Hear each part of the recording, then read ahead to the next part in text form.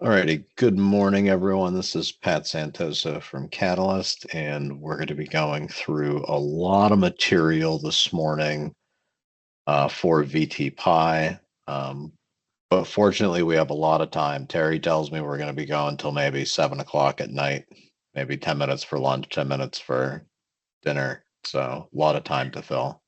You're so funny. Glad somebody's listening.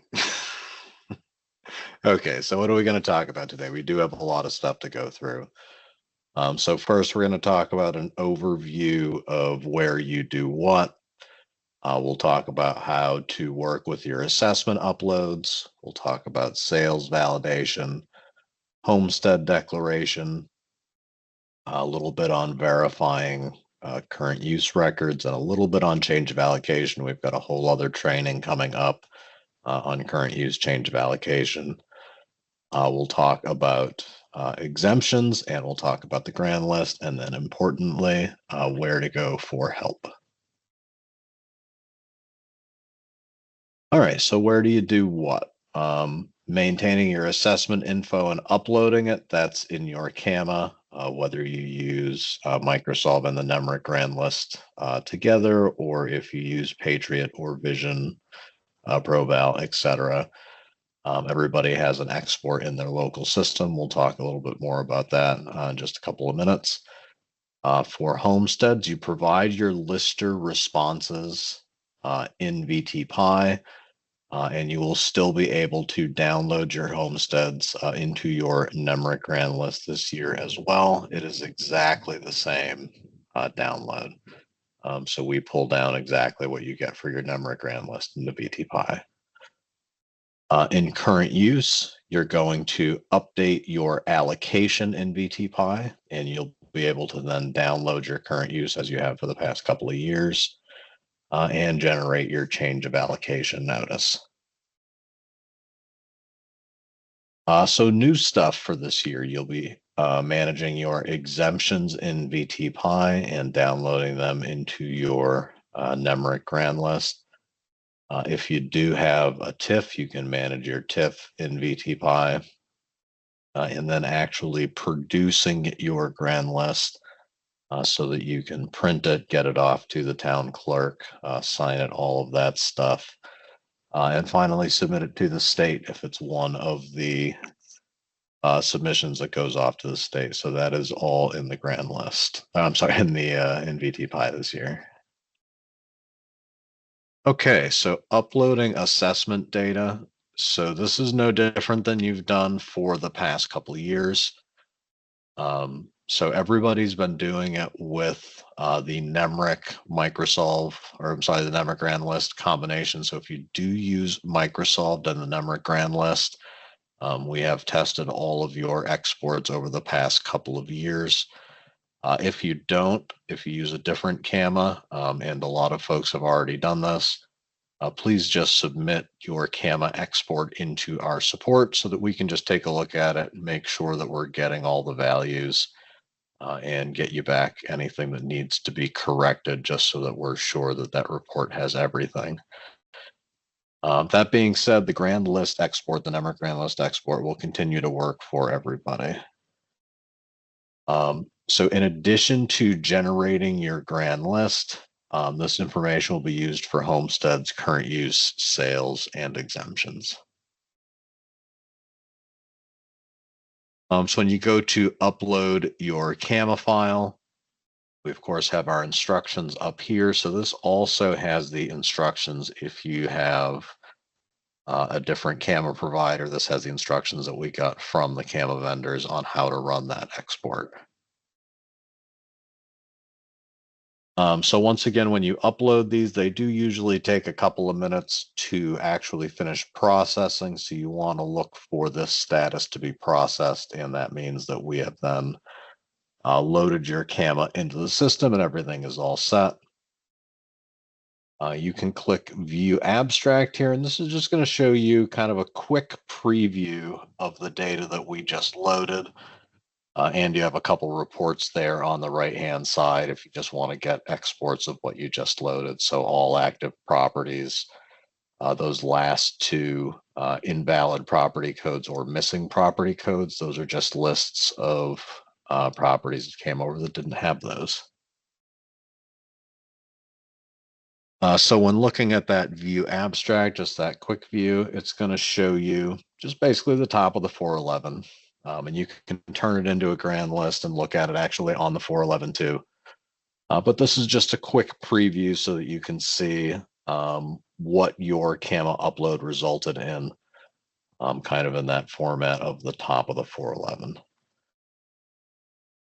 So when we're looking at CAMA uploads, the first thing we can do is select the type of upload. So the two that PBR is concerned with are specifically your August and then your January upload. So that maintains the same. You can create as many grand lists as you want throughout the year, but those are still the two that PBR will be looking for. Down here, we can choose what we want to update for the foreseeable future until you're finalizing your grand list. You can just leave all of these checked. So the first one updates all the parcel information. The next one updates your owner, and the last one updates values. This last piece here, second to last piece, is selecting a file. So if you're using the grand list export, it'll just find a file for you if you run one out of your Nemrick grand list. If you're using a different camera provider, you just find that export file and attach it here like an email. And then finally, the last piece here is you can enter any notes that you have about that CAMA upload. There is actually a log of what's going on. It's in the actions menu on the left-hand side there. So it will show you everything that's happening with your CAMA as it's processing. So this will go through and say that it's uploaded right now, meaning it's just beginning, and it'll go through and you can see all the steps. So this is where you can see if there's an error, what the error was. A couple things that you might see if you're uploading a file from your CAMA vendor that you haven't uploaded before. No category codes for some properties. If you do have personal property, that's totally fine. These can be your personal property records. If you don't, that means that you just have properties in your CAMA that don't have that category code. So you can use the invalid category code report and see, in this case, which parcels are those 11 that don't have category codes, and maybe they just need to be assigned one. Maybe they need to be deactivated, but you'll be able to take care of that.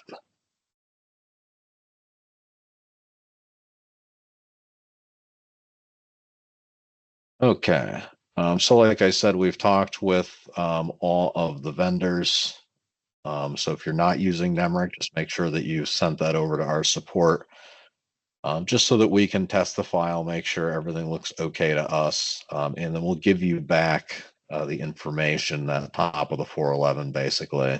So here are all the property codes and the values that we found in that file if it processed okay.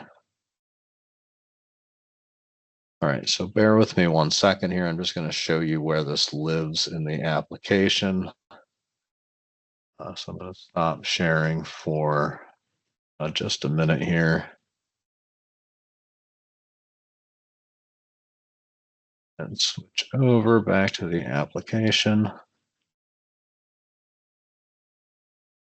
Okay. So once again, this CAMA upload piece lives right here in grand list management, and then in uploading a grand list. So this will be a listing of all the CAMA uploads that you've done for this year. You can use manually upload a file, or if you've run one out of Nemrick already, it will just say that there's a file waiting and you can automatically pick up the file that's waiting for this town. But again, we can pick the type of grand list that this is. It's just going to be working for a little bit here, but then you've got your two different submissions that PVR is concerned with, and then your certified to clerk grand list.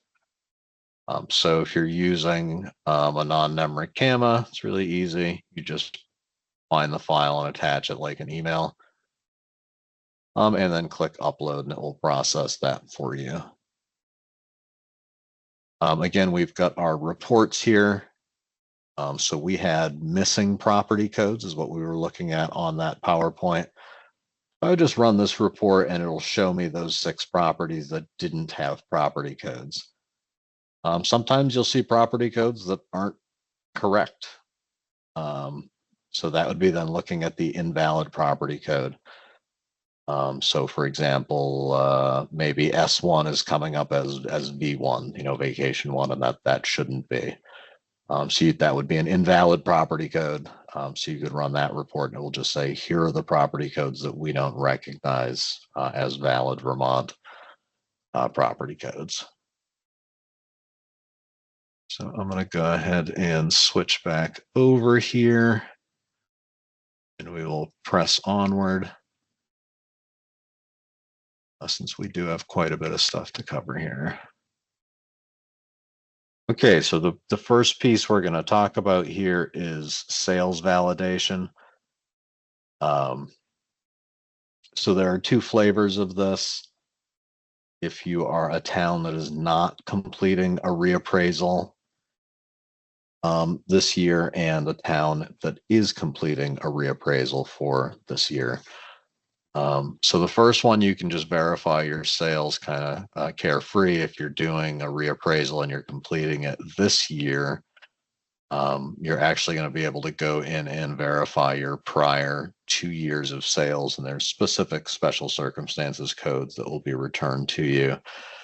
But these studies use the current listed value, which we can update automatically for you. So when you're wrapping up your reappraisal in June, July, whenever you're finishing, and you send your files off to the state, just make sure your DA knows that you are done with your reappraisal, and your CAMA values are your final CAMA values, and we can actually update all of your sales with the current listed value. So you don't have to make those updates yourself. If you're completing a reappraisal, we can do that for you. Okay, so all of this lives in the equalization study module of the program. And the main thing you're going to do here is verify sales. So basically you're verifying a bunch of different information, the sale price, the listed value, whether or not there are any special circumstances, what the category code of the property is, if there was personal property included with the transfer, if there were any concessions made on the transfer, what the acreage was at the time of transfer, and then finally you can add any comments that you have as well. Okay, so this is kind of the overall process. So left-hand side is the PTTR form. This is the property transfer tax return. This comes to your town clerk. That side of the process is not changing. So recording the deed, filling out this form, sending that back to the Department of Taxes. All of that happens as it always has. The part that's it's not even new anymore, more recent, I guess, is that first line going from the PTTR to the grand list. So we get an export from the tax system of the PTTRs. We link that to the grand list that we have on file for you. This updates the prior year listed value, it updates the acreage, and updates the category code. And we do this from your August submission. So once we've done that, it's ready for local verification. So this is where you go in and verify those data points that I mentioned on the last slide. And then the last step is the state verifying the sales. So the state goes in and looks at all of the sales that you verified. Again, by default, you both agree. So whatever you say locally is what the state agrees with by default, unless they uncover new information and they can override the values But we do keep both. You can always see this is what the locally verified values and this is what the state verified values were. There's also another important point here between that local verification and state verification. That is the locals releasing the sale to the state. All the sales start with the towns. You can verify them and then release them to the state, and that then gives the state the ability to edit that and start working with them. So I did want to just touch on the special circumstances. So what we're looking for is to make sure that these sales are arm's length transactions. And what we mean when we say arm's length is a sale between two or more unrelated, unaffiliated parties acting independently and in their own self-interest. They have equal bargaining power and information, so it basically leads to a fair market price. So just some examples of things that mean it's not an arm's length transaction and consequently shouldn't be used for equalization purposes and ratio study purposes. If it was a family sale, so parents selling to children, a corporate or stockholder. So if one of the parties was affiliated with a corporation that was owning one of the properties, a foreclosure or a tax sale, estate sale, large change post-assessment. So April 1st, there was no barn. The property that sold in the fall had one. So that's not a comparable sale for you to use comparing your non-barn assessment with a barn sale price. I'm just taking a look at the screen here where you'll see your sales presented. So by default, this drop down here on the top left is going to say unverified. So this is your work queue. I do want to highlight here later on in the process, if the state is asking you questions, you'll see the sale will come back into your view and you'll see that there is a question here. So you can actually access those from there. On the right-hand side here, we see the spans that are listed. You see the second to last sale does not have a span. That means that we couldn't figure out from the information on the PTTR which span it should be linked to. So maybe a typo in the span is the most common thing, and this is way less than 1% of the sales are in this situation. Hey, Patrick, can I just interject real quick? Sure. There's a question about when this process begins. Can you speak to that? The sales verification. Sure. So typically the sales are released to the towns after the sales training has been done. So the sales come in every year, and then PVR and Catalyst holds a training, usually just a training together, where we go over this process, and then the sales are released to the towns. Okay, so usually February. Okay, so the PTTRs are imported into VTPIE when? On a weekly basis. That's ongoing. Okay. Yep. Good question. So I'm highlighting here now the reports drop down here. So this will show you a couple important reports. This will show you the sales list, which is every sale downloaded into Excel. And this will show you the local and the state version of everything. So you can take a look and see if anything is different.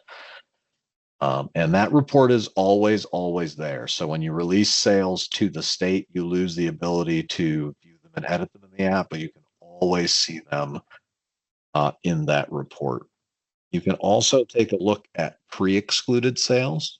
So before sales even get to us, some of them are marked that they shouldn't be used in the study. That is most often correct, but you can run the pre-excluded report and just take a peek at those sales. And if you do see something that you think can be used because it's an arm's length transaction, you can let your DA know.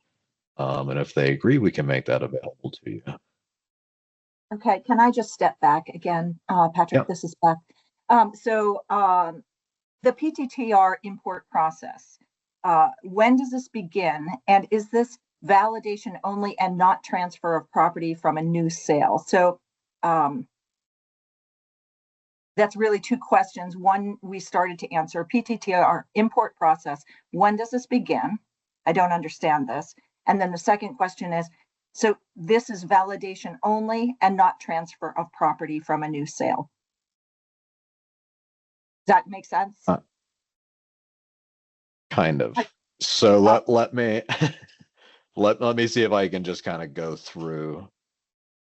And anybody else feel free to correct me, but so we're looking at sales around April 1st, which is the effective date, right, of assessment. So we're looking at all the sales from this April 1st back 1 year, and then we trail the previous 2 years of sales come along and are always part of the study. So if you buy something now and you go to your town clerk, you'll have a PTTR with you as part of your closing packet. They'll record your deed and send the PTTR off to the tax department. Then after that gets processed, it will land in VTPIE and become part of this year's study because it's happening before April 1st. So that process just kind of keeps going. And if you imagine after April 1st, we don't get everything on the 2nd. So there's a few weeks, a few months sometimes where the last sales are still coming in. So this is purely just for the state to do a ratio study. So to determine the relationship between the local listed value and the sale value, so the market value of the properties. Pat, Does that help? Pat, this is Christy. I think maybe there's some confusion about a town processing a transfer for ownership, which is an independent process from this. This is us just reviewing the sales for equalization and ratio study. So the two things are not the same independent processes, if that helps. Yep, good point, Christy.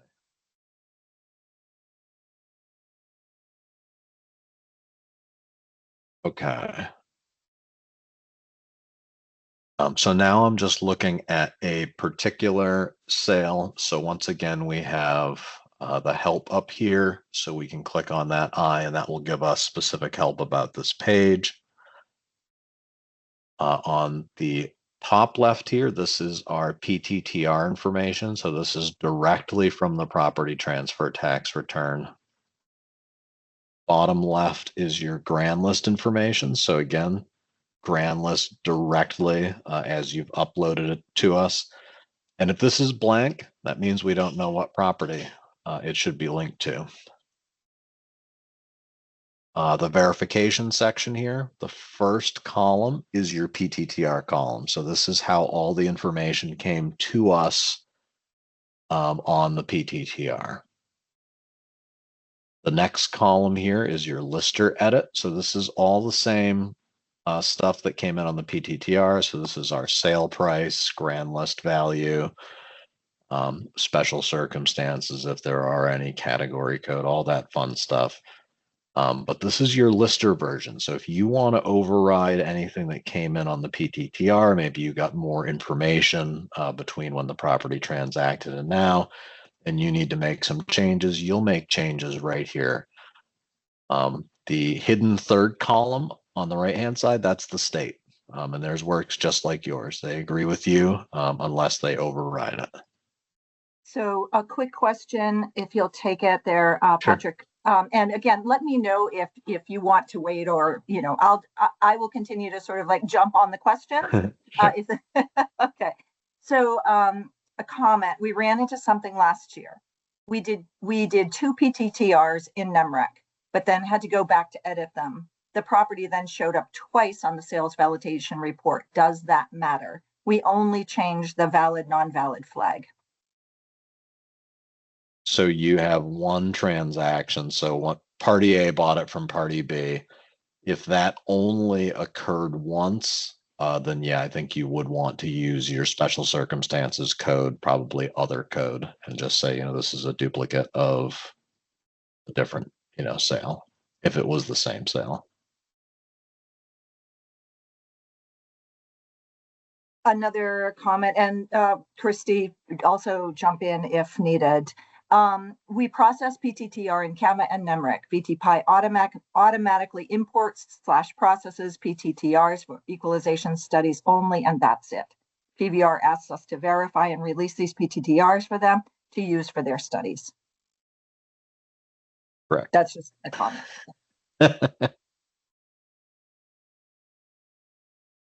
Okay, so let's look at verifying sales here. So I've got my verify button on the top right. If I click on it, it's going to give me my verify screen. So it lets me edit all of the items in the list or edit column here. And it also lets me pick a special circumstances code or override the category code. So we have here our current grand list value. We have our listed value at time of sale. We have our total sale price, and total sale price would be including anything else that came with it. So personal property, if there was a big piece of equipment that came with the property, this total sale price is the total dollars paid, including that. And then you put in personal property and it subtracts that for you and creates the real property sale price there at the top. Getting a little click happy here. So that's it. That's verifying a sale. Once you've verified the sale, you'll have the submit button available to you. So this will submit it to the state. So this is submitting one sale at a time. So if you're completely done with this sale and you want to send it off to the state, you can click submit. You will not be able to edit it after you do that. However, if you do need one or all of your sales back, you can request that from your DA and they can send one or all of them back to you if you do need to edit them. So we do encourage you, when you're ready, submit your sales to the state so that they can begin their work. Of course, if you're not done, if you're still looking into something about your sales and so forth, don't send them off. But if you are done, don't hesitate to send them off. You can get them back if you need to. Patrick, can I step in again quick? Yep. Okay, comment. Listed value at time of sale should not be changed. And then Helen said it would be very helpful if we could see the parcel ID number on the verify screen too. Okay.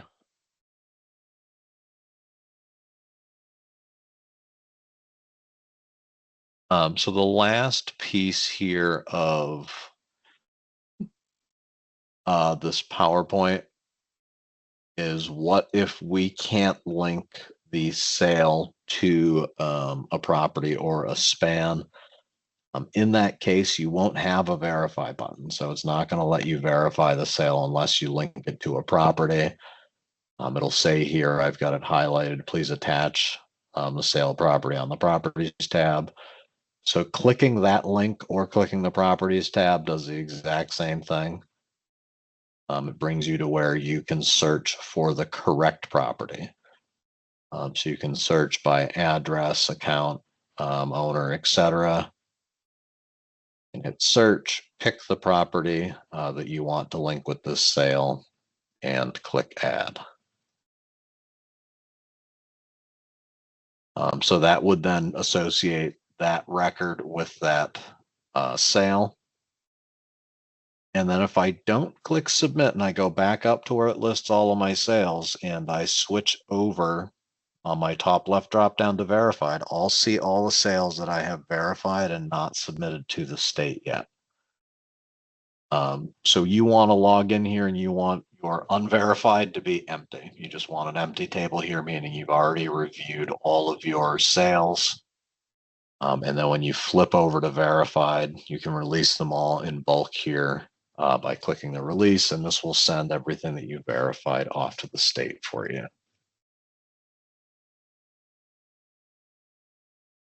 Okay, bear with me one moment here as I just switch over. We'll do a quick Okay, Emma. while you're switching over, if you don't mind me asking another question, what does Sure. it mean when I put something in special circumstances and validate has an X next to it? That would usually mean you have to put in notes about the special circumstances, and I'll show you where that is. So, if you say it was a family transaction, for example, it'll prompt you to say what was the relationship of the parties. So just a little caveat here from Christy regarding the listed value at time of sale should not be changed. Christy writes, only caveat here would be if the wrong parcel, etc., or value was incorrect for some reason, then we would want a note so we can confirm. Okay. Okay. All right. So let's go ahead here and just take a look at the sales validation that we just talked about. So if I go over to equalization study and flip over here, I've got my unverified sales. If I flip over to verify, I don't have any.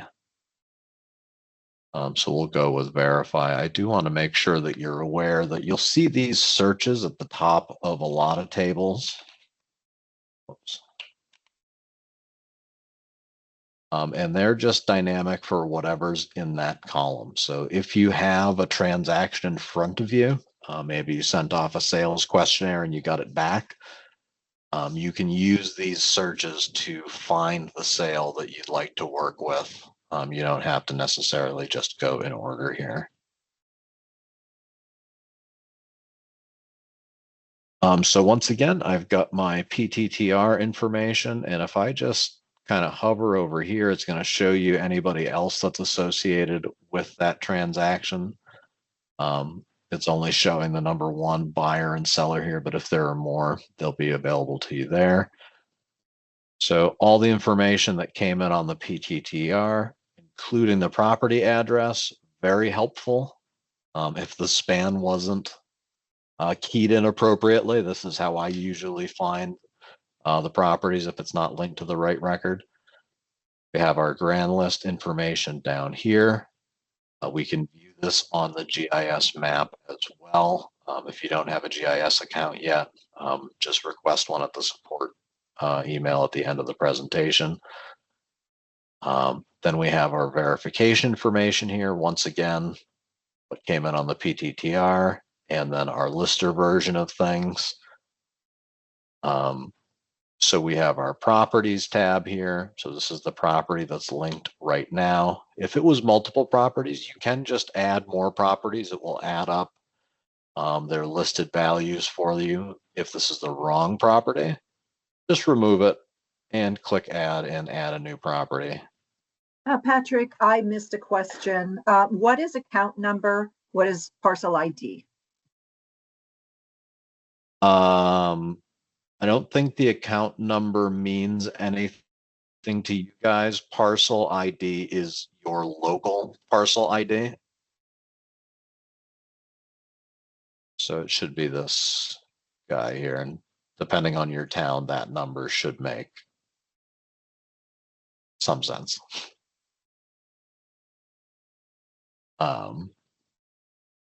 We also have the attachments tab here. So this is a great place to just attach any supporting information, particularly if you're saying not to use the sale.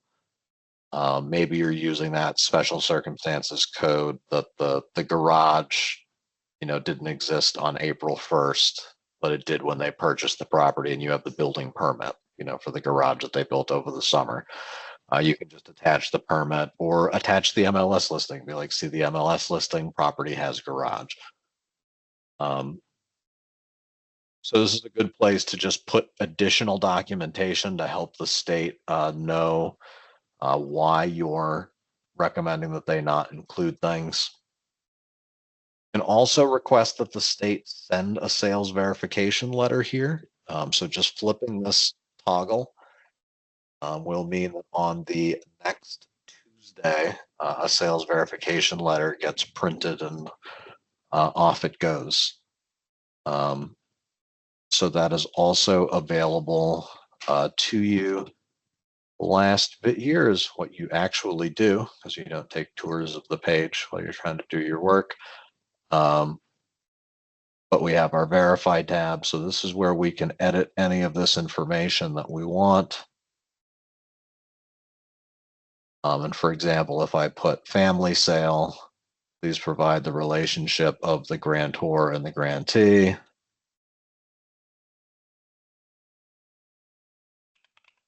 Parent child, and this will yell at you if it's telling you to do something here and you're not giving the explanation. So a couple things here. If I click save, that's just going to save the sale. It's not going to verify it, meaning it will stay in my unverified queue.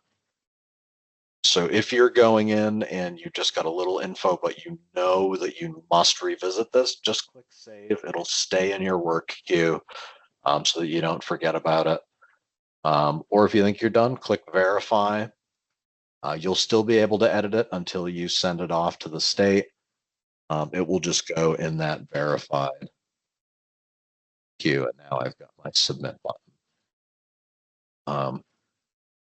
The system also highlights things for you. So you can see this came in without a special circumstances code, and I just added one.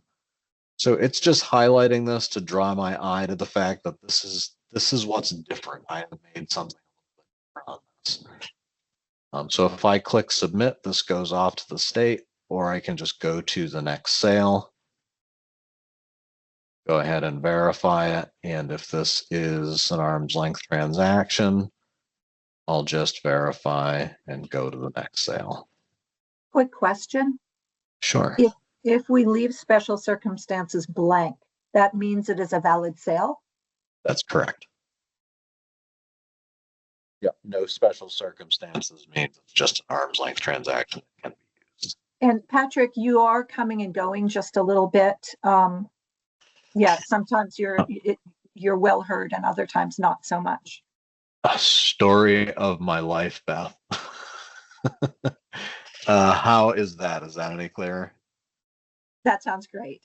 It Okay. might just be a matter of, moving your head around. I don't know. Yeah, it could be. All right. Well, let me know if my audio becomes a problem again. Will do. So we can use our breadcrumbs up here to flip back. Now I've got a couple of sales here in my verified. If I go back to my unverified, I've got my list. And I'm showing a state button here too. So here's the button where you send it to the state. Here's the button where they can send it back to you. So it's really that easy. If you do send them off and you need them back, you can have them. So you can look again at your pre-excluded sales or run your sales summary. So this is everything out to Excel. And these are sales that didn't meet the initial criteria for being included. So this is a lot of trusts and things that are just not market value, not market transactions, basically. But you can see them. So if you do want to take a look, if you find something that you think should be used, it certainly can be. All right. If we're going to get out of here by 7:30, we got to hurry.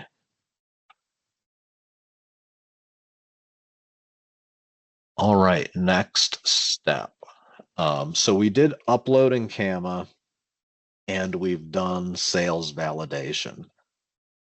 The uploading CAMA is grand list related. The sales validation we just talked about, it's not. So the next pieces that we're going to talk about go into your grand list. So we're going to talk about current use. We're going to talk about exemptions. We're going to talk about homestead. And then finally, we're going to talk about building your grand list. So that was kind of an aside on verifying sales for the state, which, by the way, you absolutely have to do so that they can set the education rates appropriately. But in terms of building your grand list, now we're at building grand list topics. So we're going to start with tax programs. And we'll start with everybody's favorite program, current use. So we're going to take a look at some of the screens. We're going to take a look at questions. We're going to look at how you verify current use and then downloading that into your local software.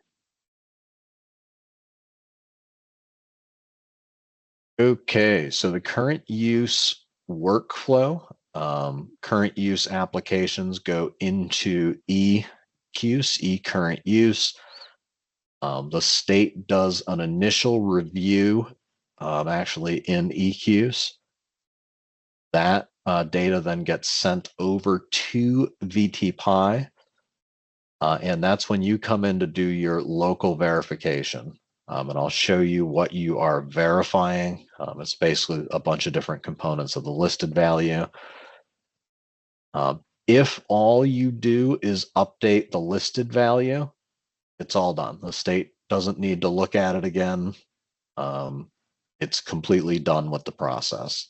If you make certain types of changes, so if you change the span or if you change the parcel that's enrolled in current use, that goes to the state for a final certification.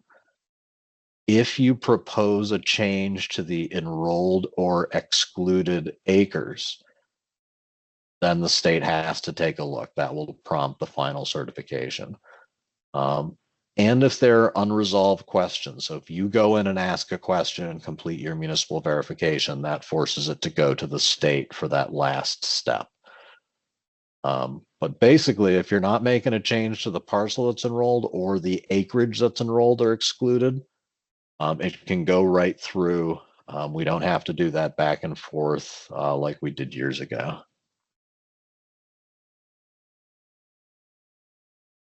Okay, so just taking a look at current use once again, we have our integrated help here. And this is a big one. This is kind of a long help article on that one.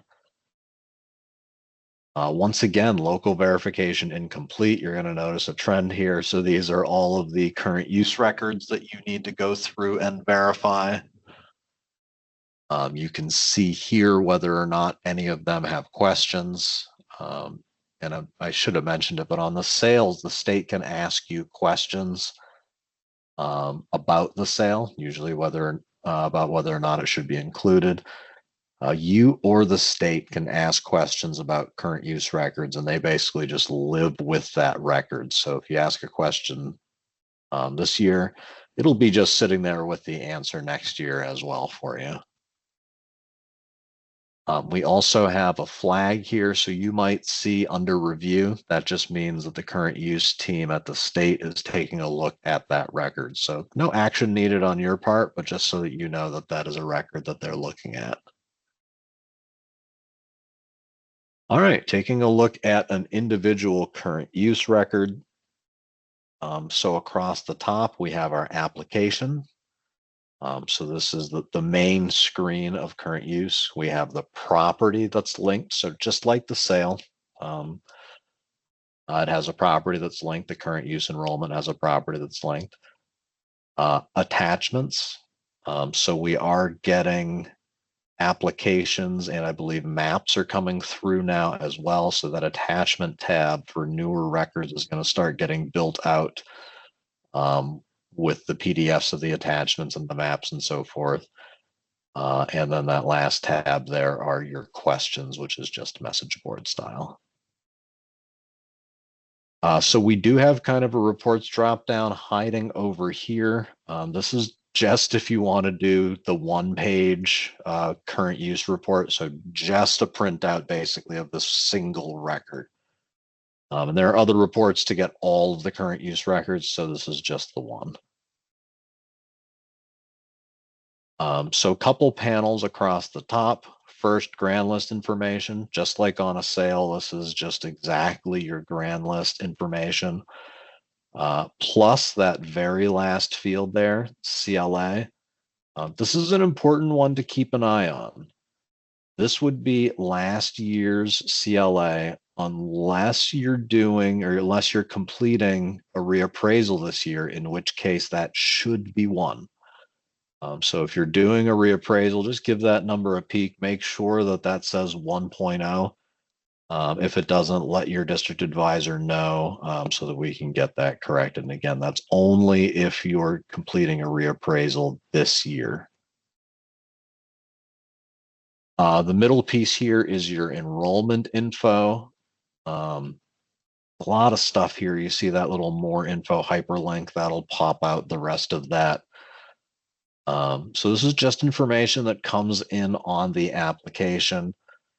And the last piece here is the state status and the account that they're using to link this current use record together with other current use records owned by the same people. So that's all a PVR account is. It's just how they use what they use to group current use records together if they're owned by the same person. Down towards the bottom here, we have our notes and info. So you'll see where we put in our municipal and parcel change notes. That's when you're verifying if you change that acreage. It'll prompt you to say why you're making that change. We love us a verify button. So we got our verify button up here with your next and previous. So next and previous just cycles through your current use records, obviously, and then verify will bring up your verify screen. Quick question, Patrick. Yep. CLA. With the new way of calculating CLA, wouldn't a reappraisal town be greater than 1.0? No. That's only for tax rate purposes only. For current use purposes, we set it at a 1 because we haven't completed the recalculation for tax rate purposes, nor have we completed a new equalization study, which will reflect what the sales show. So we have to put it at a 1.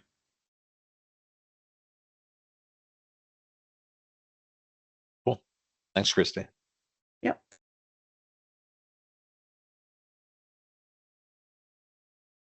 Okay, so this is just looking at verify. So I've clicked verify, and here is the screen that it brings me to.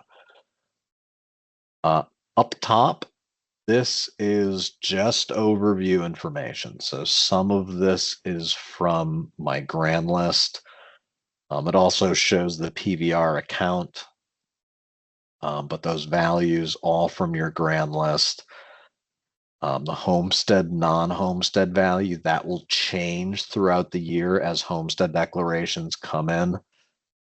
And then you can see it says homestead filed no. If it is a homestead property, eventually it will say yes, parentheses, and the date that the homestead was received. Another quick question. Yep. What if the use value of acreage in validation panel is from the last year?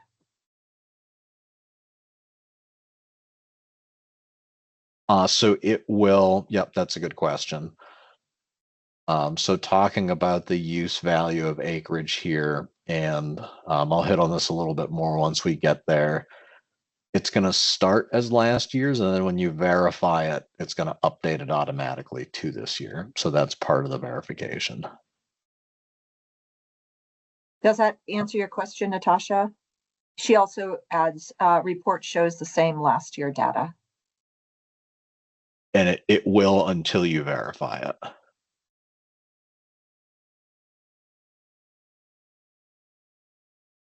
And I'll talk about that a little bit more in just a second. So we've got the span here. I've outlined it on the top left.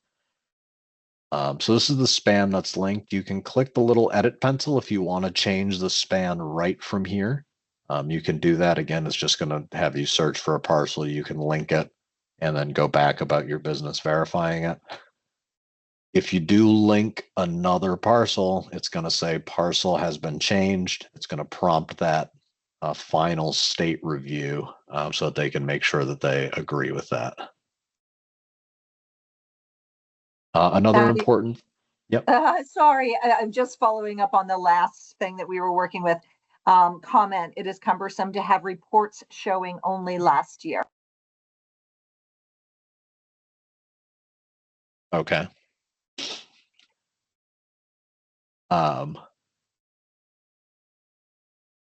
So we have our enrolled buildings here. So if I click view, and we've got 0, so it'll just show a bunch of zeros. But if I click view, it'll show me which types of buildings are enrolled, whether it's a sugar house or what have you.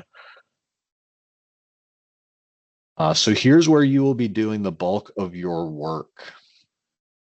So this is putting in your listed values. So I'm not going to go in how you get these, but you need to put in a value for your dwelling and non-enrolled farm building, a value for your enrolled farm building, a listed value for your excluded land, if there is any, and then a listed value for your enrolled land.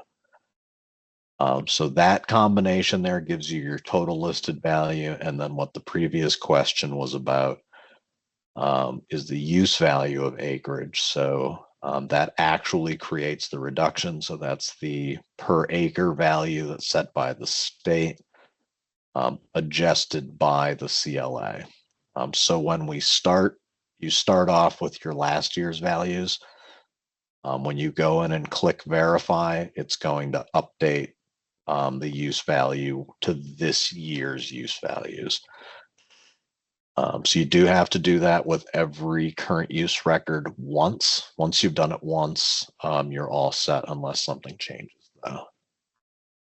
Thank you. Another comment here. These screens these past screens, is it possible to add the town's grand list parcel IDs to these as well as the other ones we talked about? Yes. Okay, great. And Linda Sherman notes, it seems we are going to get, oh, things are moving too fast for me to get, seems we're going to get used to using spans. Then if homesteads come in after current use has been verified, do we need to go back and adjust? So that's a good question, and it depends on which way it's going. If it had a homestead and it no longer has a homestead, everything moves like you see it on the screen to non-homestead. If it gets a homestead, I believe it's that top line has a homestead and non-homestead component potentially. So we move what we can, but then I think it's that top line can have both. So we don't know if it should go into both. So that would be the scenario where you'd have to provide a little more detail. I believe either way, they have to go back in and verify. And then, of course, they would want to download to billing again so that it gets corrected in the right columns. Yep, 100%. Another quick comment. Whoops. Please, can you change it for the PDF reports generated and update it to the current year? And then we use these reports to compare / reconcile values with our CAMA. Just a little bit more there, Patrick. It would also be nice to be able to print an individual parcel report from this screen instead of having to save and return and then clicking verify again to submit it. Okay. I'm thinking that maybe after these comments that are addressing maybe updates or to VTPIE would be helpful to write them out, go into the chat, write them out, and get them to you. Yeah, I mean they'd really go to Jill. Ah, okay. I just work here. Got it. So just taking a look at this bottom piece here then. So I'm just zooming in on this land section. This is where if you change the acreage, so if I say, oh, I want, there's now 1 acre of ag. So I'm going to make adjustments here to the enrolled acreage, maybe did a survey or something, this came to light.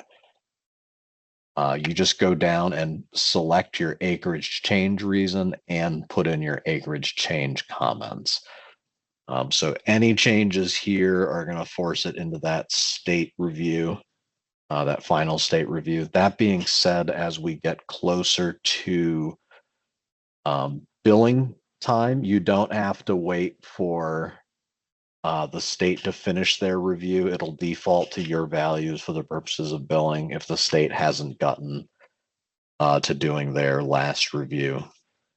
So that will work like it always has. All right, so why does the state sometimes not need to do a third review? It's because this screen can be kind of a pain. No, I'm kidding. It just has a lot of validation in it. So basically, if you can hit verify and it goes through, we're reasonably certain that these values are fine. They meet the business requirements that we have. So if there are enrolled farm buildings, your farm buildings have to, the value of your farm buildings have to be greater than 0, right? I mean, that stands to reason. If there is excluded land, the excluded land value has to be greater than 0. If there's enrolled land, the enrolled land has to be greater than 0.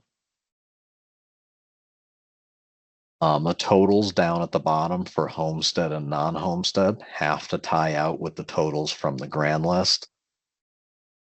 And the total acreage must match. So if you have a 50-acre parcel and you say, oh, and one more acre in active ag, but your grand list parcel still only says 50 and now you're totaling 51, you would need to make that change in your local CAMA, upload a new record that had that 51 acres if that's the new correct value, and then you can tie everything out. So it will make sure that your acreage, your total acreage enrolled and excluded match the parcel that you're linking it to.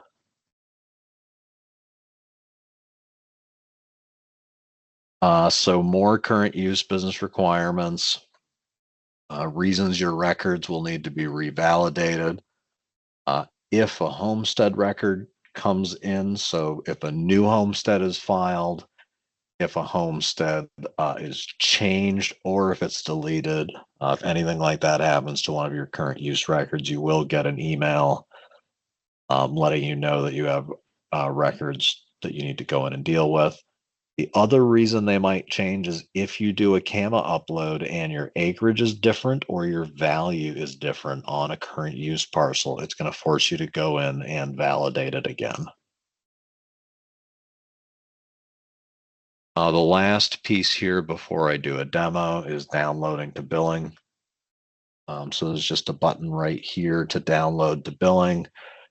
And I know a couple days ago, maybe we did have some folks that were having some trouble doing this. That is resolved now. So if you were having difficulties, just go ahead and try again. Click download to billing. This will only download your validated records. So if you've got 50 records and you've only validated 25 of them, there will only be 25 in your billing file until you do the last ones.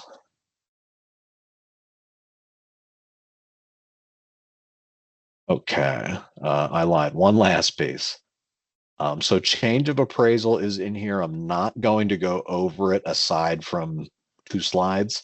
We do have a training coming up just on generating your change of appraisal notices.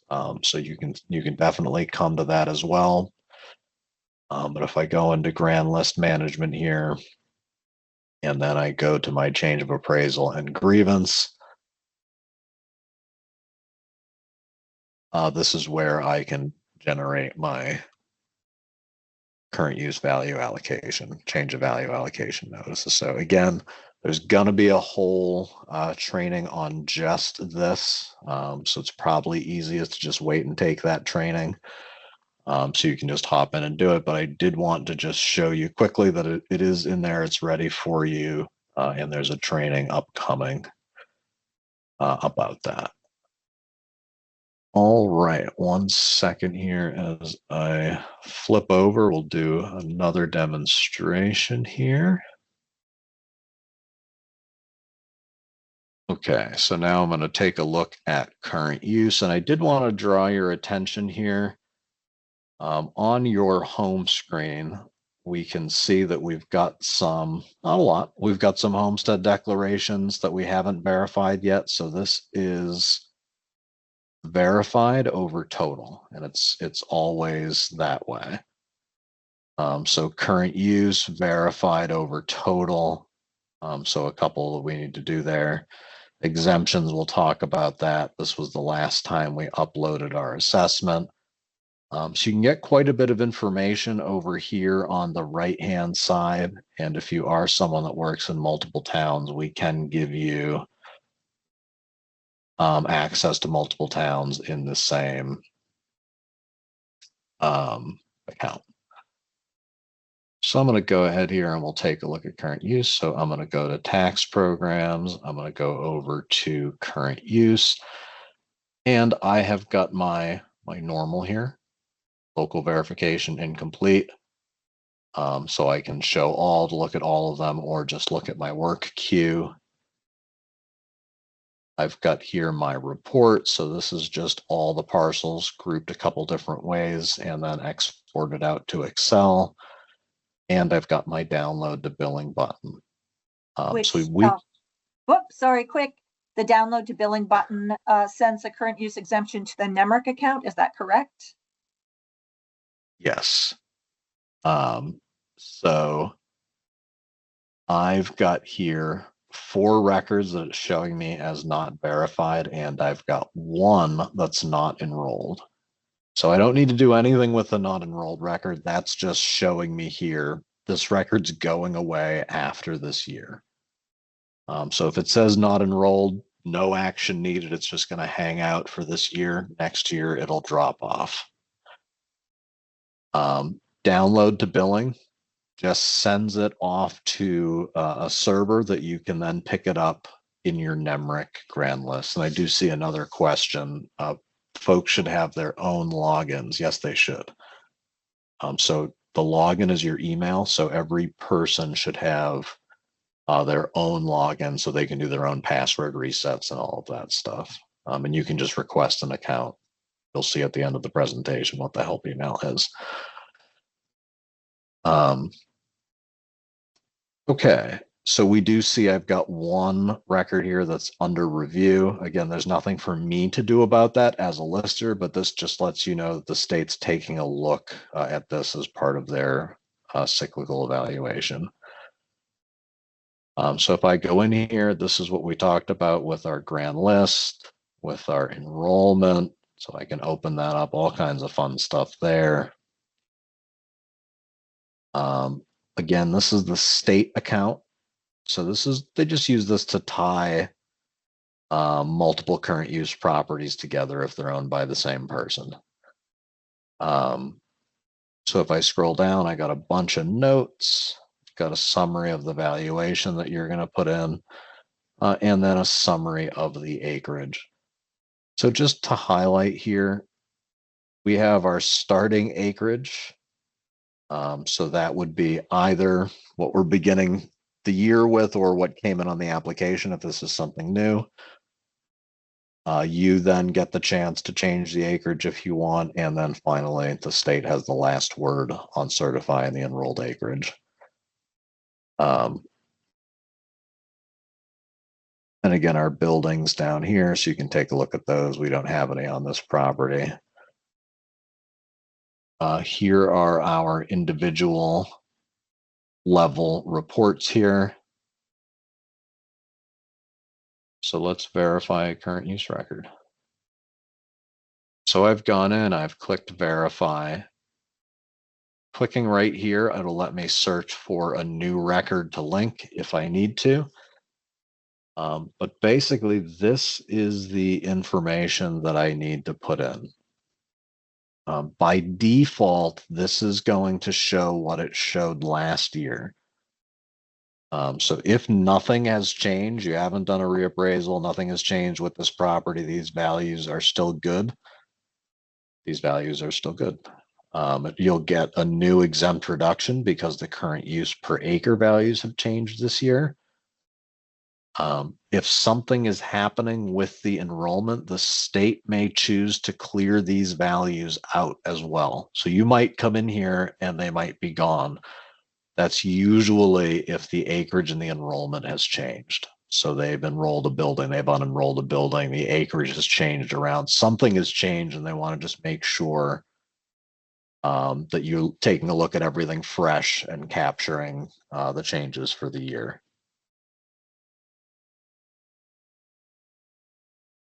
Just a quick comment, Patrick. It would be helpful if the pages had been numbered because they're not seeing these slides in what was printed for the presentation.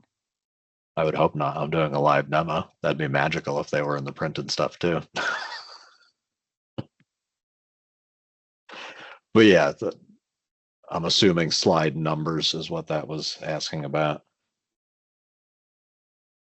I think so. Okay, yeah, I can add those in for next time.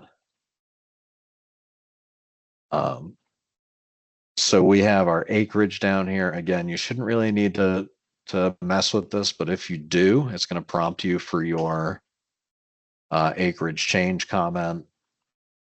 As soon as I do that, it's going to say, what are you doing? Why are you changing that? So again, this will force that into the state's last review. I'm now all kinds of out of balance because I've said that I have 300 acres on a 47 acre parcel. So that's not going to work. So if I try to verify that, it's just going to yell at me and say, nope. I'm going to start with, I didn't even explain myself, and it's just going to work its way back up the page and yell at me about that next. So again, unless you're changing the acreage or the parcel, though, if you're just updating these listed values, it doesn't go to the state for another review. It also shows you your last saved listed values here. So if you do go in and change something, you can see the very last thing that was in the file by looking at the valuation history. I'm just going to cancel out of that.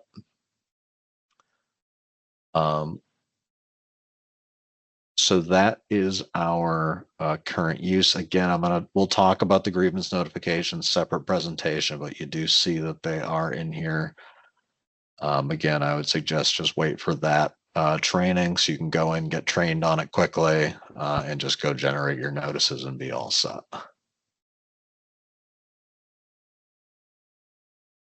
All right.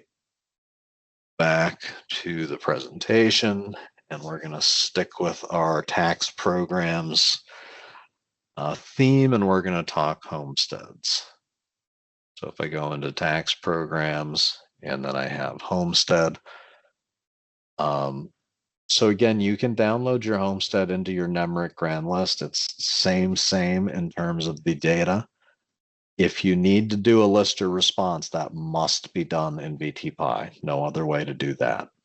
So if you're looking at a homestead record and you say, hey, wrong parcel, they moved out of town, whatever it might be, that lister response needs to happen in VTPIE.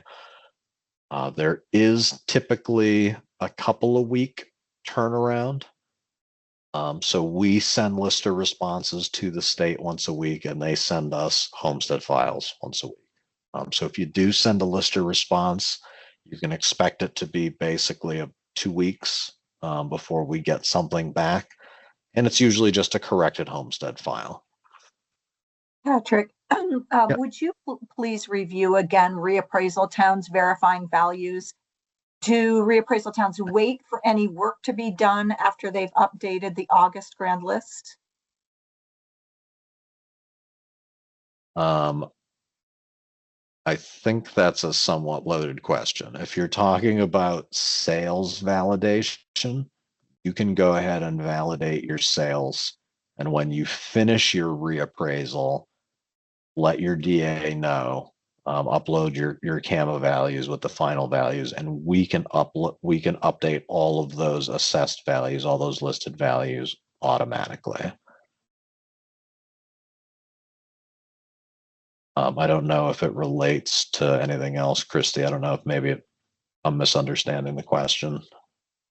I'm not sure whether they're talking about current use. If you're talking about current use, I would get them moving as soon as you can in case there's any changes, knowing that you're going to have to go back in and update values. So, for example, let's say current use didn't know that somebody changed a name or sold off 10 acres or something, and you're notifying them. We want to get that moving as soon as we possibly can. So I would say in a reappraisal, go ahead and get it as clean as you can for the moment, knowing again that you might have some changes in values to go back to. Yep. Okay, so homesteads. We went to tax programs, homestead. We've got our help, as we always do. We've got our drop down here, slightly different color for fun. So it starts with incomplete. These are the homestead records I haven't looked at yet. Remember I showed you that you can do searches in these columns. You can also sort them. See the little triangle next to bus use and rent use. You can use that to sort. So if you just want to look at your business and rental use properties, you can do that. You can also select multiple here and complete a bunch at once. So if you want to go through and, for example, just look at your business and rental use properties, run through all of those, complete those individually, and then you've got 10 left that you want to just approve in bulk because they're pretty vanilla, you can do that, and I'll show you how to do that. Reports. Do we have reports? That report drop down is full of reports. So we'll take a look at that once we go in. If we take a look at an actual homestead record, first thing I'll call your attention to is lister response here. So this is where you'll send off a lister response to the state. They are very brief. We did keep the same limit on characters, which is pretty small. So you'll need to be fairly brief when you're submitting your response to the state. On the left, yep. Question. We are a town with 2 school codes. Why do we have 2 drop down town names and year in VTPIE for both school codes, but only have all our information in just one? Why are there 2? Last year, the one that doesn't ever have anything actually had 1 homestead in it. So the other will be used to generate the other grand list that's necessary. So everything will continue to land in the one main town. But then when it comes time to generate those grand lists for those other school districts, you'll be able to do that using the other school district. Okay, a quick 2 comments. Columns can also be made wider. And the weekly reports are accumulative and not specific for the download. This is not helpful and cumbersome as you have to look through the whole report to find weekly. Can this be fixed? So we'll take a look at the report. The weekly report should be just what came in that week, and we'll take a look at that. There are also cumulative reports. Oh, another quick question. Is there a way to mark the ones we don't want to complete in the homestead? So when we send a batch, we can keep some back. Yeah, literally just don't complete them. So there isn't a way to say I've looked at them, but I've not completed it. But if you don't complete it, it will just remain on that unverified list or incomplete list.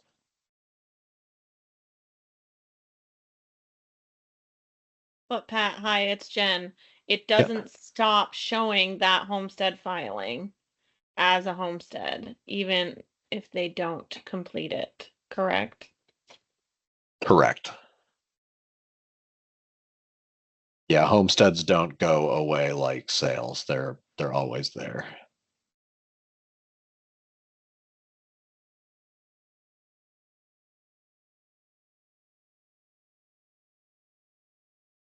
And then, so left-hand side grand list, exactly as it appears in your grand list. And this is another good reason where you do want to get a CAMA upload going for this year, even if you're not anywhere close to done with your values for the year, things like that. But as you're looking at these homesteads, you're going to want to see the updated grand list information here, so that you can say that John Paul Jones does not live at this address in Vermont, and send off a lister response. So definitely having that information there as just something for your own use presented right next to the homestead is helpful. On the right-hand side, all the same info you're used to. You do see PY in parentheses, so that's prior year. So this is telling us no business use this year, and our prior year value also 0. So those 3 values there that are showing prior year are just designed so that you can see if something is different this year. Lister responses here. So just going in, we do a new one. And it's the same reasons that you're used to. Wrong span, not a resident, etc. And it goes off to the Department of Taxes. It actually creates a case in their tax system. And they go in and review it and do whatever they're going to do in response to your comment. So we'll do a demo of this as well. So again, it's easiest if you upload CAMA before you try to do this. You have to do your lister responses in VTPIE. You might want to start with your business and rental use. And actually, that last bullet is not true. They're going to VTPIE and NEMRIC. You do not need to download them separately in VTPIE. All right, let's take a look at homesteads.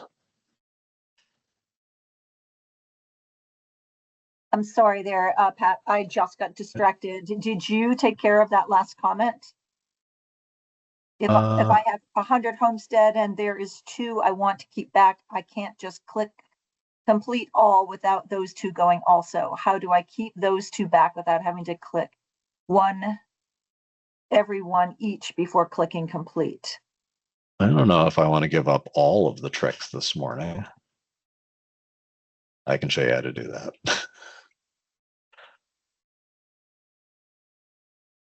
Okay, so sharing my screen again.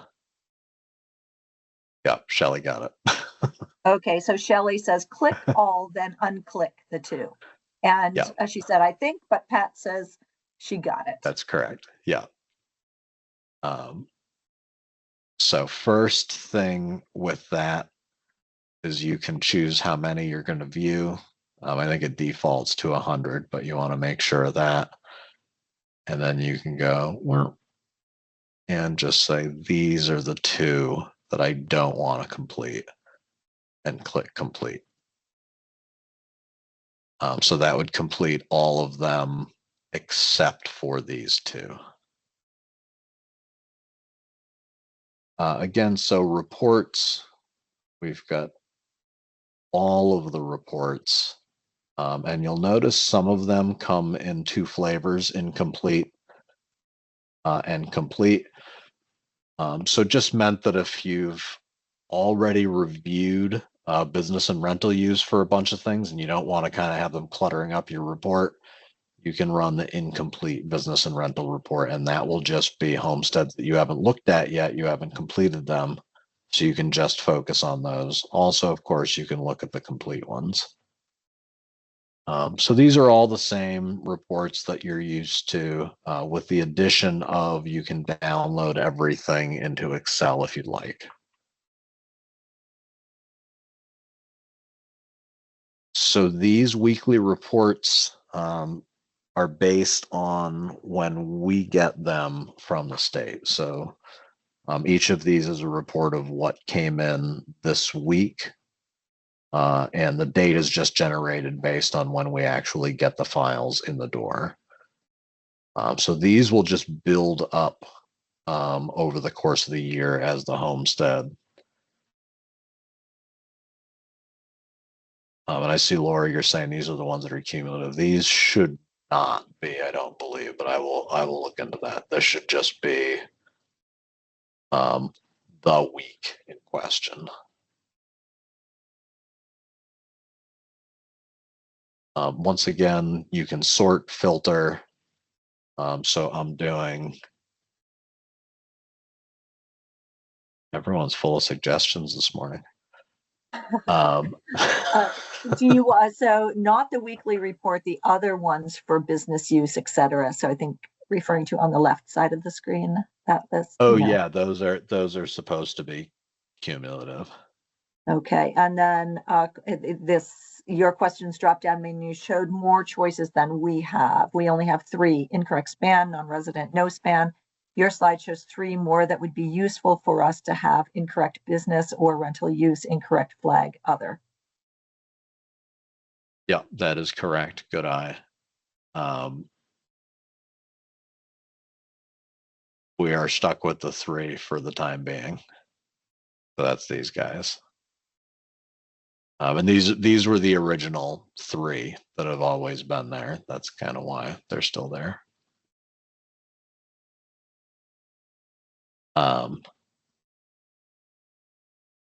Okay, so once again, the sorting. So I just flipped this so that this business use is on the top.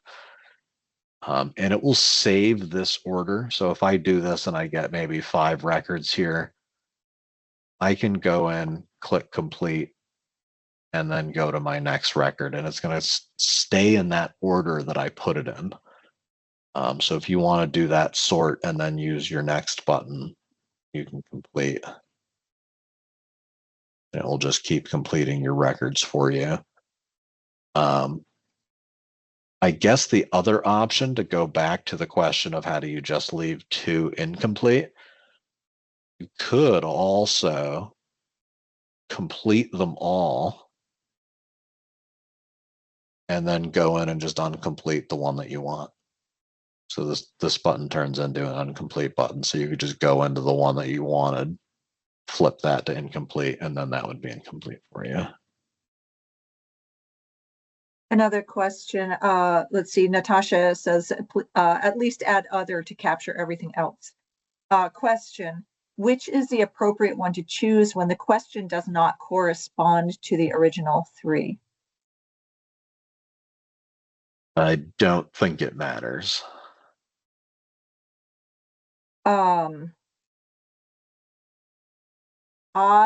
So Lori, you're hoping to be able to say something because your question is not understood. Can we unmute Lori?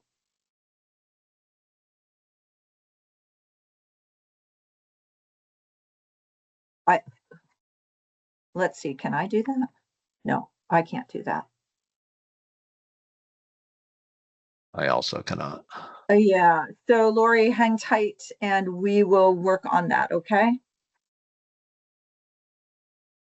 And Pat, if you want to keep going until we can unmute Lori.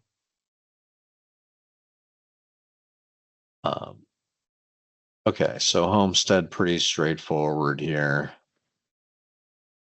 We can complete them, or we can do a lister response. So there are my arguments and my small character limit. So we type it in here and it goes off to the state. And again, this goes off once a week and they send it back once a week.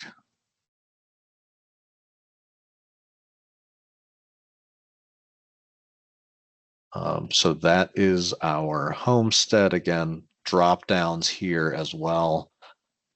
These have a couple other things. So you can look at your incompletes that have business or rental use, your incompletes that have business or rental improvements, and the same thing for complete. So there's a couple other options here that you can use just to kind of organize how things are shown here and how you work through them. I know a lot of people will just kind of look at these 2, process all of those because they're the more complicated ones, and then that just leaves the easier ones for them.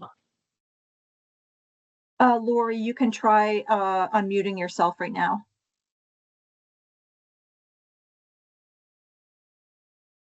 But you have to unmute yourself.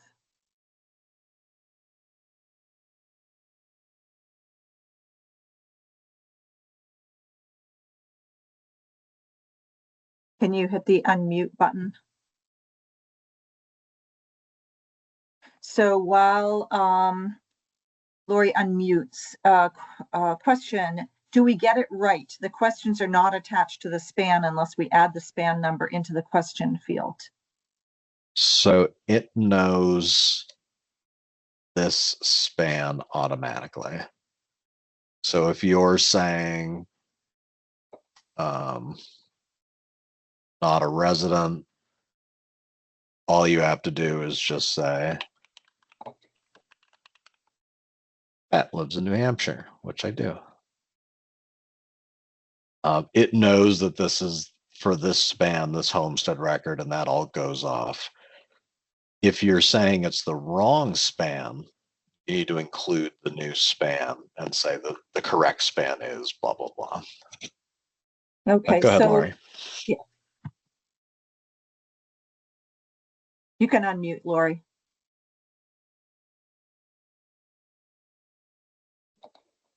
Hi, sorry about that. Pat, the cumulative report, we are asked to process homesteads through Vermont PIE now. I'm a NIMRIC fan. So NIMRIC, the reports that we get for business use, rental use, all of those types of things print out weekly. The reports in Vermont PIE are accumulative. Makes you have to go through and figure out which ones were from that particular week. I use those reports because when I send lister responses, I keep them in a pending file. So having a report that's accumulative and not weekly doesn't work when you're trying to process the weekly homesteads for me. I didn't know if that was something that could be changed or if other people use it the same way. But when NIMRIC goes away and we're not able to use their reports, these reports aren't going to be helpful for the way that we've been taught to process. Okay. Makes Yep. sense? Understood. Yep. Makes Pat? sense. The reports they have do have an incomplete option and a complete option. Correct. So if you actually complete your homesteads each week, and then you go in and you run these reports for the following week, you can use the incomplete option. I did that, and I believe and that is going to show just what's in your queue. So if you actually do complete your homesteads weekly and you get them all taken care of and you have nothing left in your queue on Tuesday morning, and then next Monday you log in, if you run your reports just using the incomplete option, it's going to show the report for just what's in your queue, which should hopefully be your weekly information. That's not been my experience because I do complete my homesteads every week, every Monday. And when I go to run those incomplete reports before I get started, they're all there. But I'll double check that this week. And if I have any further questions, I'll send a ticket over to Vermont PIE. And doesn't Appreciate she that. want to go under weekly reports and choose That's incomplete? That's just a spreadsheet. It doesn't give you. That's just going to show what she got for that week. Okay. It's not going to Yeah. isolate the business use and things like that, which is the reports I'm sure she's looking for. Okay. But I'll follow through this week when I check them, and if it still shows that, I'll upload an example and send a ticket. How's that? Perfect. Okay. Thank you. And Pat, one more question.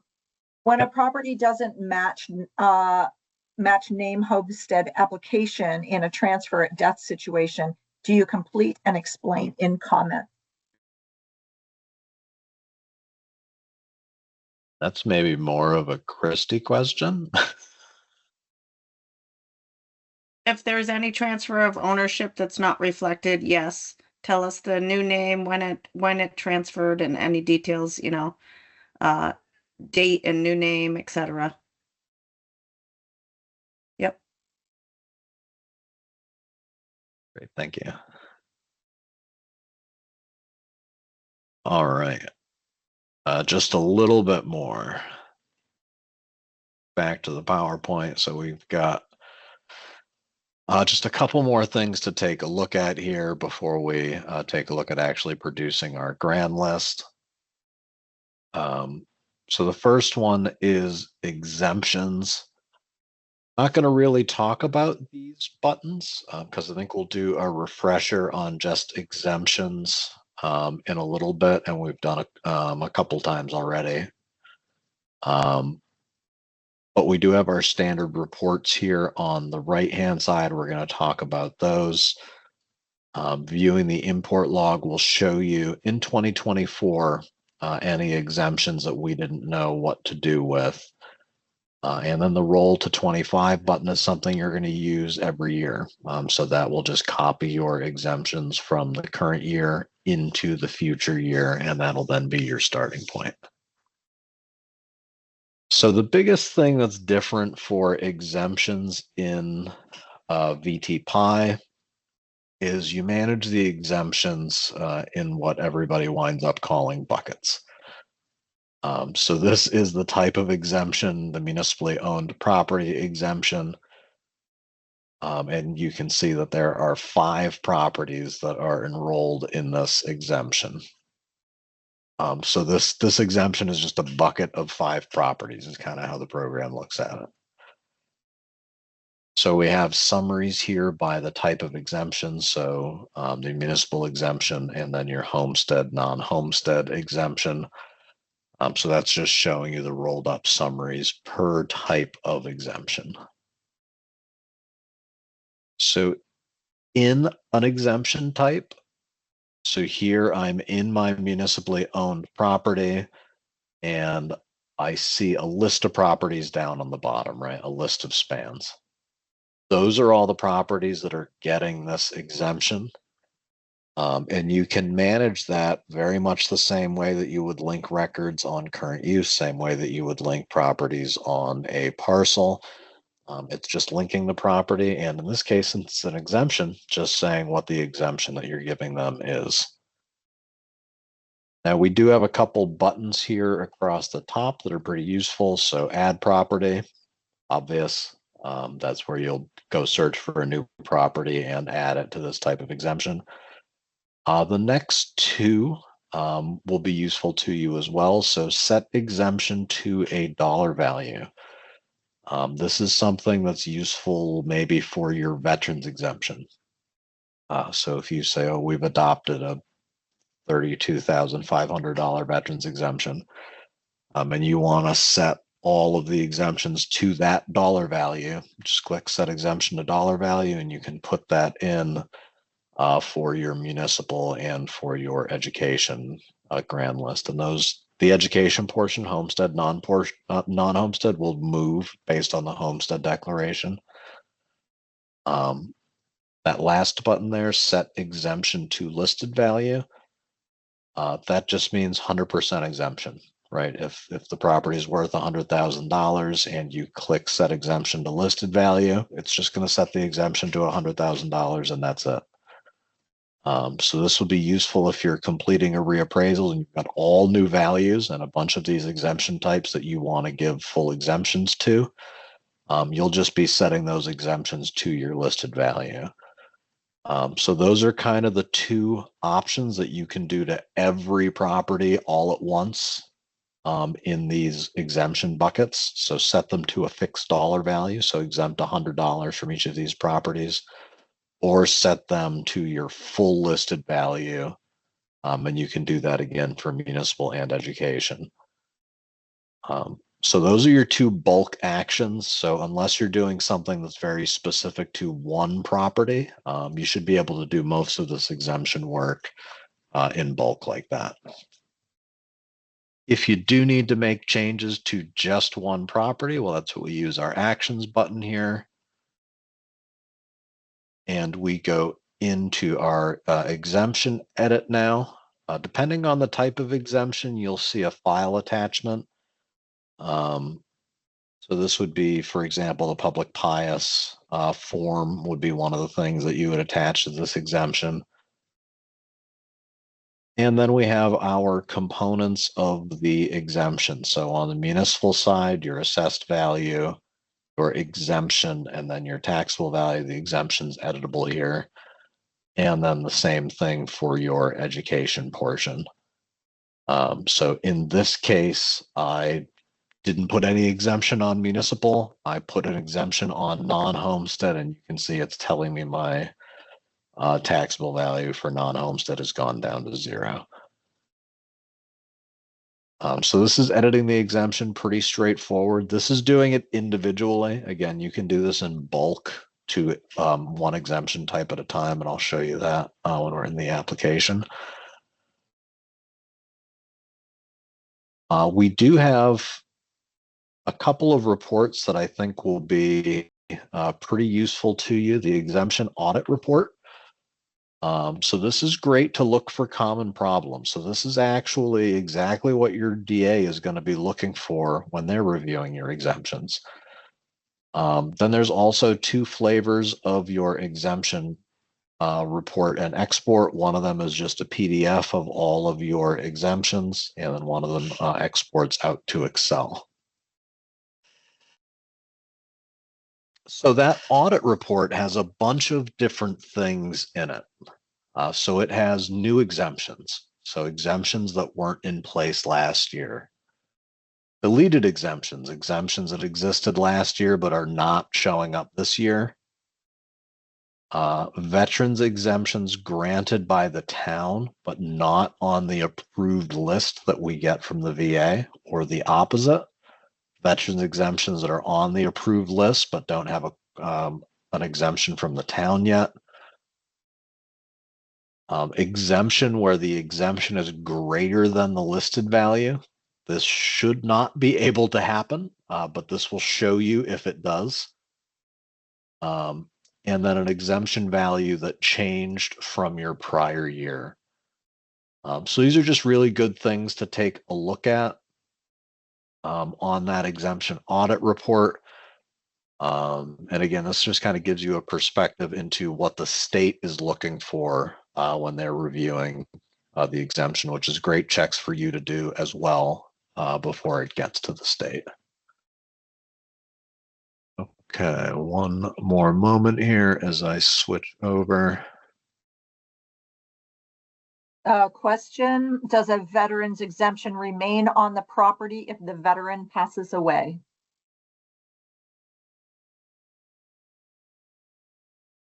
I think That's that's a big- another, yeah. Yeah, that's a big depends. There are survivorship rights. So what I would suggest, if you know about that, you either give VOVA Veterans Office a call or pop them an email and let them know what you know, and then they can follow up with the family, because there are survivor benefits. So it's very possible that it could remain. Okay. So I have just gone into tax programs and I went to exemptions. And what are we looking at here? What I call buckets of exemptions, right? So this is the different types of exemptions and how many properties are enrolled in them. Let me zoom in a little bit, actually, because I'm sure folks are squinting. The next 2 columns are for voted exemptions. So you'll see if there are any of these, say this is statutory, so it doesn't make sense, but if there are any of these 5 properties that don't have the date that it was voted or that might be expiring. So we can see here we have a couple that are missing dates or might be expiring in the next 6 months. So this will just give you a cue into that. We then have our exemptions, so the municipal portion, homestead, non-homestead.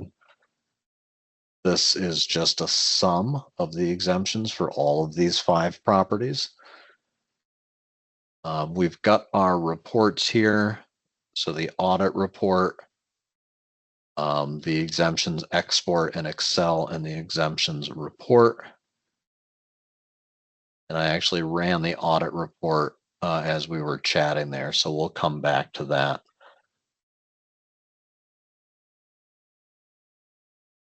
So let's just go ahead and do this. Yeah. So here are my properties that are enrolled in this. I can go in and edit it. So this is where I would adjust the individual components of the exemption.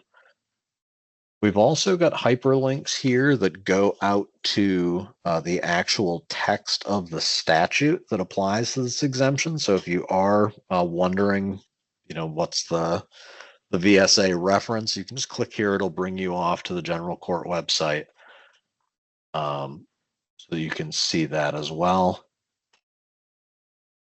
So that's our individual records. Again, adding a property, exactly like doing it on a sale. So you look by one of these parameters and hit search, select it and add it.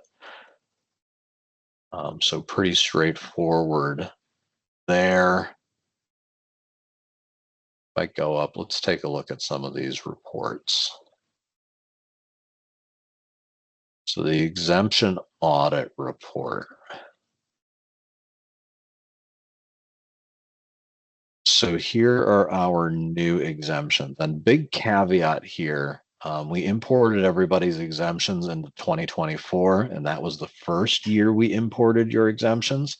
So any comparisons with the prior year in 2024 don't really mean anything, since we don't have a 2023. But in 2025, it will, because we imported the 24.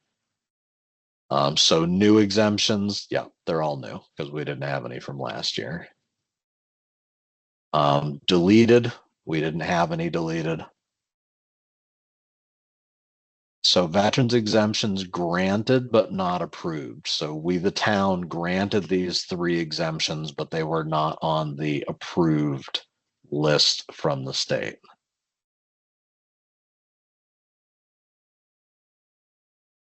And then the other side of that, these were on the approved list, but we don't have a corresponding exemption granted by the town. So in this case, I would take a look at these and say, why aren't these approved? And maybe I should be removing them if they're not on the approved list anymore. And then down here, these are on the approved list, but I don't have exemptions for them. So maybe I need to go in and add these properties and grant them a veterans exemption.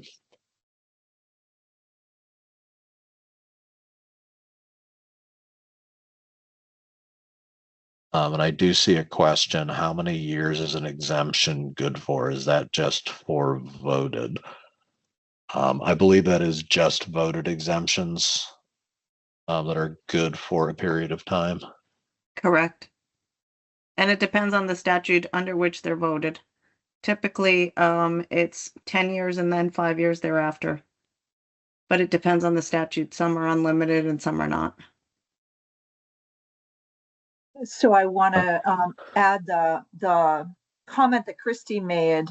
So we at PVR acknowledge that this whole exemption reconciliation process has become difficult for many folks. Your DA can help you with this process. So give your DA a call or send them your 411 from your 2024 NEMREC or other program billed with attachments in PDF or scanned, and they will help you reconcile. Yep, thank you. And then our questions, I'm sorry, are the statutes linked or are there links in this program? Yes. So if I just click on this, it's going to bring me right out to the applicable statute.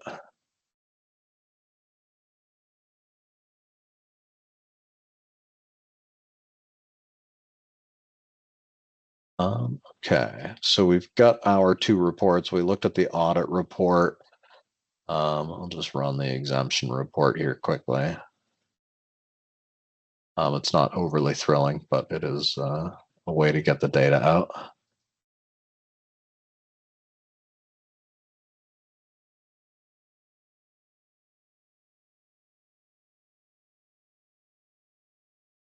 It's not happy with me.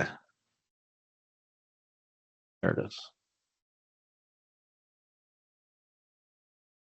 So again, this is just the PDF report. It starts with our special. It's grouping again by those buckets. So then we can go down through here, and this is showing us our listed value, the exemption that we're granting, and then the taxable for municipal, homestead, and non-homestead. And then the total by the type of exemption here. So just a different way to look at the data. You can also, if you're someone that's comfortable with Excel, just export everything out to Excel if that's easier for you to work with. All right, the grand finale. The grand list. All right, so we create grand lists from CAMA upload. So that's how a grand list starts its life as a CAMA upload. Since I like baking analogies, think of the CAMA upload as the cake itself. So you got to give us the cake, and then we're going to frost it with your exemptions, with your TIF, with your current use. That's going to make your grand list. So all starts with that CAMA upload. Then you just click create grand list. It's going to compile all of this data together, snapshot it, and you'll be able to look at it by clicking view grand list, which will appear right after you click create grand list. So when we click view grand list, it's going to bring us onto this preview screen, which is going to show us a couple different things. So we can download the grand list into Excel, or we can just look at a quick preview of what our real property is looking like, TIFs, exemptions, and current use. This is also on a bunch of different reports, including your 411, which is in here as well, but this is just a quick preview on the screen for you. So up here in reports, we've got the 411, we've got a report of covenant restricted housing, exemption, your parcel detail report, so that's the 2 squares per parcel, your exemptions report, state-owned land, all that fun stuff. And signature page report is another one that's in here as well. So you do have all of these reports, and they do look very, very similar to the way that they did in NEMRIC. There have been a couple small changes to protect the innocent, but otherwise, they should be very familiar to you. Question, are we doing this for this year? Yes. I thought it was going to be, who are the innocent? So here is the top of the 411. This came out of VTPIE, so you can see it does look pretty much just like it would coming out of your NEMRIC grand list. So top section is your real estate and personal property. On the bottom section of this first page is your exemptions. So what would I do if I were coming at this first? Well, we have all your 2024 data loaded. So I would start by tying out the top of the 411 with a 2024 411 from your NEMRIC grand list. Once we get those values matching, I would compare that bottom portion that I'm showing, which is the exemption counts and values. So those are the 2 pieces, the 2 major pieces to reconcile with the 411. And that's what Christy was saying. If folks are having difficulty with that, they can reach out to their DAs who can help you. Mostly just getting the exemptions squared away so that matches exactly, and then you're ready to move into 2025.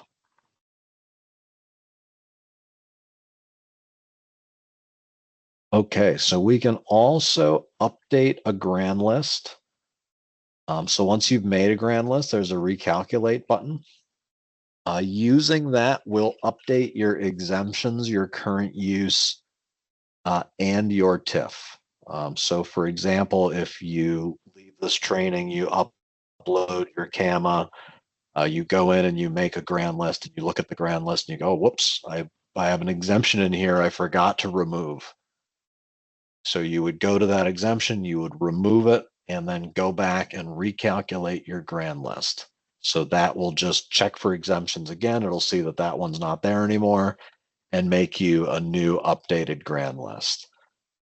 So this is meant that if you're not changing anything in CAMA, if you're just making changes to things that are in VTPIE, exemptions, current use, TIF, you can just use that recalculate to create a new grand list for you. You can also start completely fresh with a new CAMA upload and make a totally fresh grand list. So obviously you would do this if you have changes that you've made in CAMA and you need to create a fresh grand list. You can do that. Of course, all of these are saved, so you'll be able to see your grand list over the course of the year and the ones that you've made and kind of what they looked like. So if you need to do any review of, you know, what happened throughout the year or the different grand lists that you've done, that will be there for you. Okay, so let me just show you this for just a moment here, and then I'll show you. So Patrick, while you're doing that, we'll recalculate, will that take care of completed homesteads, tax bills? Good question. Yes, homesteads, yes, it will. Tax bills, no. But homesteads, yeah, that's a good point. I did not mention that. I'm just going to go in here. And I've got a million of these that I've uploaded. I've already made a grand list. So I can view the grand list. If I click view the grand list, it's giving me my summary information here. So I'd refer to this as my abstract. So counts by category code.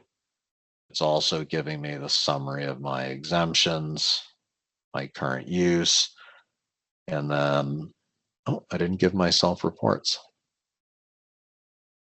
Well, you'll have your 411 reports will be here, and that whole giant list of reports will be right here. So this is where you can get your 411 and all the different reports that I showed. Those will be exportable out to PDF. So you can use that over here as well.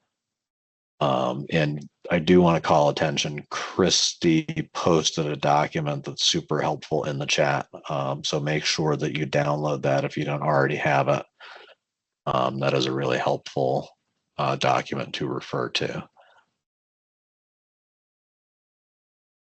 So that's how you make a grand list. It's pretty straightforward. They'll live there year after year, so you'll be able to go back and see them. So if I go in now, I can recalculate. The other one wasn't showing recalculate because I had uploaded my January grand list, which means the year's done. So if I recalculate, it's just going to say, yep, I'm going to go and check for all of these and update them. Are we supposed to be recalculating our grand list in VTPIE after completing our homesteads for the week? You don't have to, only if you want to take a look at what your 411 and your grand list would look like. But you don't have to do that every week. Okay, one more here. What? More than that. Why I don't see that the grand list in VTPIE gets updated every time I upload our grand list from NEMREC.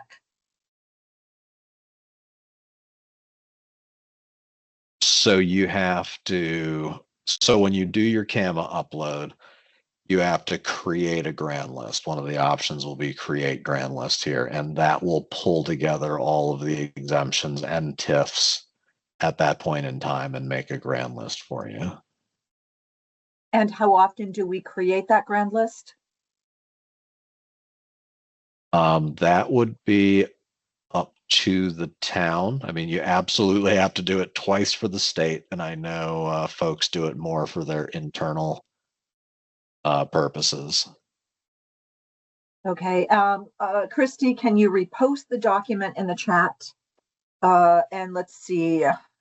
Question, what does a single parcel look like in the VTPIE grand list? Does it show all the information we have in the many tabs of NEMRIC? No, it does not have all of the information about the property.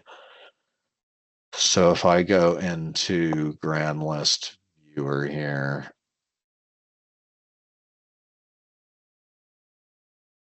so we've got all of this information about the property here. Okay, we're gonna have to slow it down maybe a little bit with the questions. Maybe let me, this is like devolving. Let me get through the rest of this and then let's stop and just take questions, because I don't want to leave people hanging that are waiting for the end of this. Okay. And I've just got a little bit more. So let me get to the end of it and then we'll address all these questions. So just this last question here, this is a lot of the information that we have on the grand list. So a bunch of the basic parcel information. If there were exemptions, they would be here. If there was current use, that would be there. And then all the different valuation information. So that's basically what we have about the parcel. We don't gather all of the information from the local CAMA system. We basically get what the state needs to do its business and the fields that are required to be on the grand list. All right, let me just switch over here, and I just want to leave that up there. So that is what I had prepared. So we've got our support website there, our support email. That's probably the easiest way to create a ticket. Or you can call the support phone number. We do have recorded sessions available for each of these topics in way more detail. I know this was a lot to take in all at once.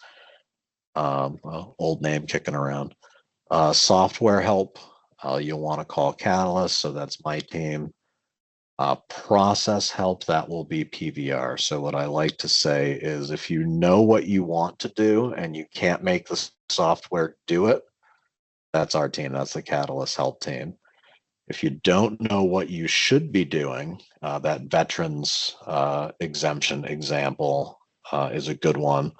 That would be PVR and your DA to kind of give you advice on this is how you should proceed. So that's what I had prepared. Happy to take questions now, though. Okay, comment from Christy. Many actions will be completed in NEMRIC, as you have done in the past, but you can also run them in VTPIE. The idea is this year is to bridge the gap and test both systems, although your grand list will still come from the NEMRIC or other program this year. Are we going to end up not using NEMRIC and only VTPIE? That's the goal, correct, Christy? Just not Correct. this year. We're not there this year. Right. Correct. Okay, I think that's it, Pat. Okay. All righty. Well, thank you, everybody, for your time this morning.